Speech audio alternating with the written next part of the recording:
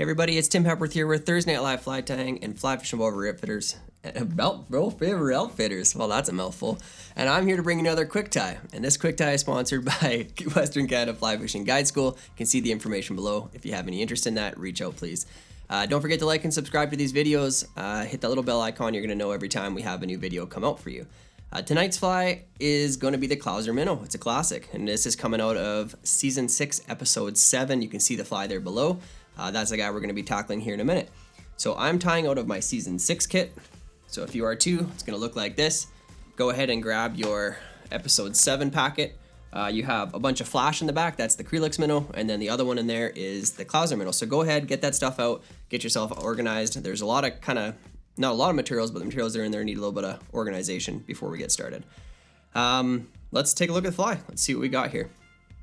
Clouser Minnow. Pretty simple fly.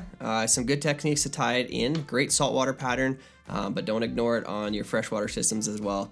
So this is one of the kind of all-time classic minnow patterns. Quite commonly, we're going to put some darker color, whether it's gray, black, or olive like this one. Is going to be on the top side of the fly because the fly will ride like this once it's tied, as the dumbbell eyes are on that side of the hook, and then have that lighter color and some flash on the underside.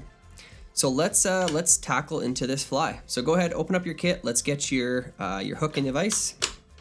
I'm going to be tying with some UTC 140 in white today. Just kind of matches the pattern, but kind of choose your color. Doesn't really matter. Even some red isn't a terrible idea. Kind of might look like some gills or something like that. That's why I like white, because I can always add some Sharpie to it after if I decide to. So I'm going to start my thread just behind the hook eye. I'm going to work it down a little ways, about halfway down the hook, and I'm going to trim out that tag end. Then I'll bring my thread back up again, just kind of getting a nice layer going there. I'm going to tie in my dumbbell eyes first. So when tying in these eyes, on this specific pattern, we do need a little bit of room at the front of the hook, because that's where we got to secure this bucktail, both top and bottom, which can be a little slippery, a little frustrating to work with. So we want to leave a little bit of room there so we have capture room with our thread. So when I put this in, I'm going to measure at least one of these eyes back and then set it in. That's where we're gonna tie this sucker in. So once you get a few wraps on this, you can still adjust it a little bit. So I just kind of come in at a side angle, and I'll put a couple of wraps in one direction, then I'll switch over and do a couple in the other direction. And you'll notice for every wrap you do in one direction or the other, it kind of twists the eye. So you just kind of make sure you're kind of even throughout the whole thing. And then I can still scooch it back a little bit with a little pinch there. I like that distance. That gives me some room in front of those dumbbell eyes. So now the work is just to make sure that they can't move. So I'm gonna do some figure eights. I'm gonna do some crossovers again. I'm gonna do some that just go around the dumbbell eyes and not the hook. Some go over the hook. Just wanna kind of mix it all in there, make sure that those aren't gonna move. And once you got quite a few wraps in, you'll notice it's difficult to move it, so we know that it's gonna be in a good position. You can also just flip it up, drop some super glue on top there. That'll also secure it really nice for you. So from this point, I'm just gonna take a few thread wraps back. I'm gonna take this back to about the hook point. I'll bring it back forward, and I'm gonna hop right up over top of those dumbbell eyes.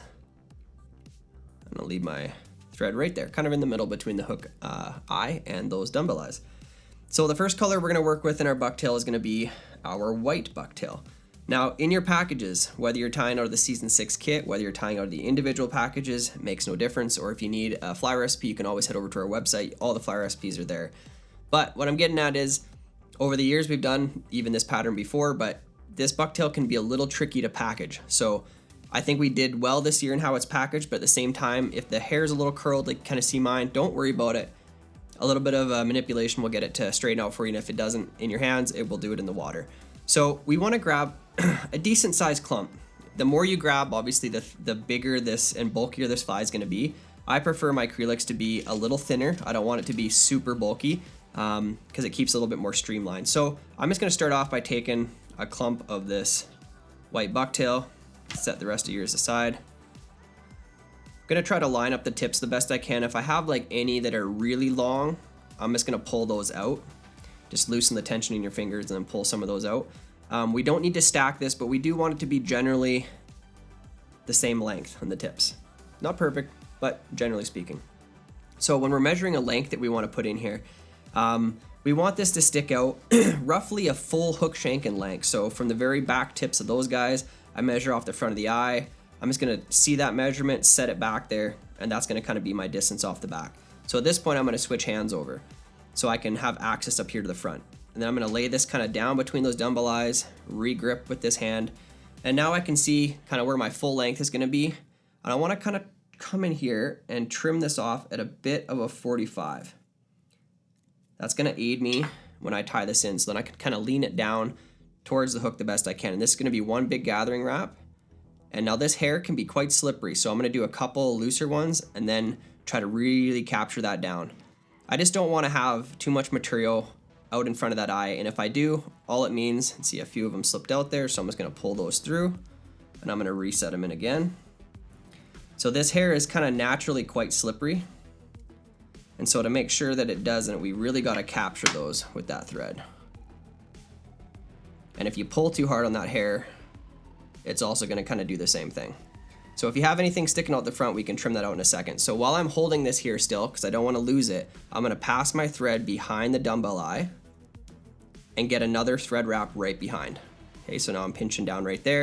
I'm going to do a few hard thread wraps so that can't move. So now we kind of have our full length. It's sitting back there. So I'll come up here and I'll just clean this up a little bit.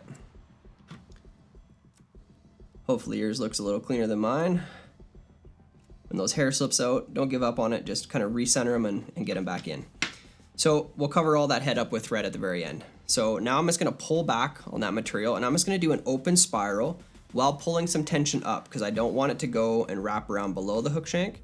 So I'm just going to do some open spirals back to roughly the barb or the hook point. Somewhere in there is fine. Don't want to go down into the bend. And then I'm going to open spiral back up behind those dumbbell eyes and lay that out like so. Okay. Now from here, we're going to flip this upside down. I'm going to bring my thread back to in front of the dumbbell eyes. I'm going to lay a little bit of thread base down here. Like so. And now we're gonna go to our flash. So in your kits, you're gonna have these long pieces of flash. I just want you to grab one of them. Okay, it's a long piece. I have it doubled over here. Just find those tips, double them over. Once you kind of line up those tips, we're gonna cut down in the bottom. Catching everything on the vise today. Major struggle fest, there we go. So then I found the tips are aligned. I'm gonna come down to that, clip it out.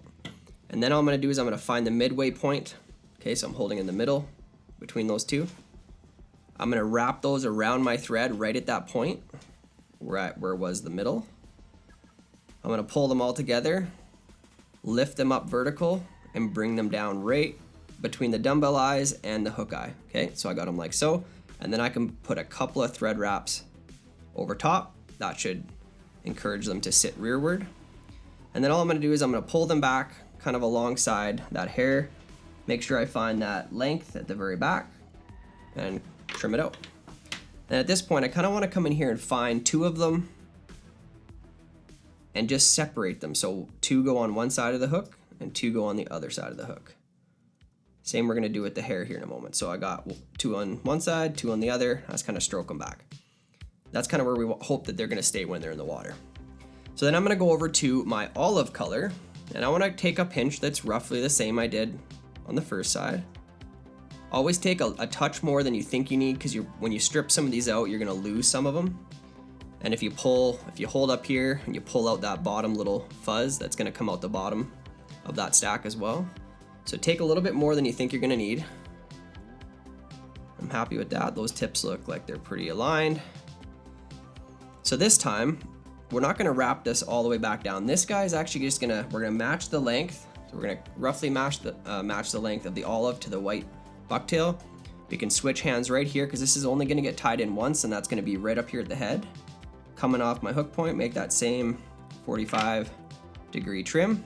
And I'm just gonna lay that down against the hook eye and then do my best to get that captured as well.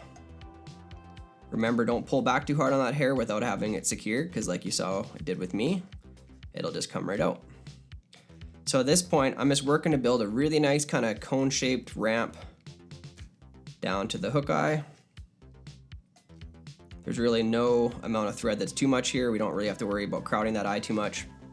And that's what I'm left with right there. So then I'm gonna come in and make sure that half of that hair goes on one side of the hook and half on the other, and just kind of pull it through.